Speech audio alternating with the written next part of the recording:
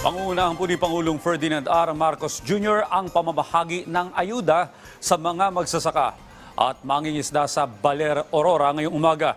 Si Bernard Ferrer sa detalye live. Bernard?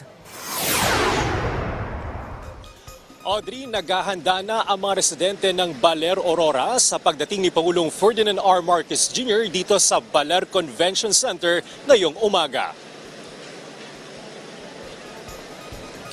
Pangunahan ng Pangulo ang pamamahagi ng tulong sa mga magsasaka at mangingisda. Bahagi ito ng kanyang programa sa Bagong Pilipinas na layuning maiangat ang ating mga kababayan. Makakasama ni Pangulong Marcos Jr. sina Agriculture Secretary Francisco Tiu Laurel Jr., DSWD Secretary Rex Gatchalian at Interior Secretary Benjamin Abalos Jr.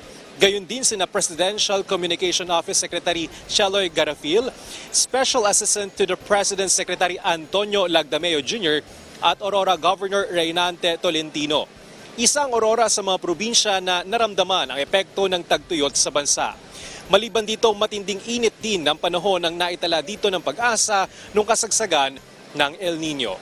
Audrey, sa aking likuran ang mga residente ng Baler, Aurora na maagang pumunta dito sa Baler Convention Center para maiproseso ang kanilang aplikasyon para sa ayuda. Sa loob ng Convention Center ay puno na rin ng mga residente na nag-aabang sa magiging mensahe ni Pangulong Ferdinand R. Marcos Jr. Back sa iyo, Audrey. Maraming salamat, Bernard Ferrer.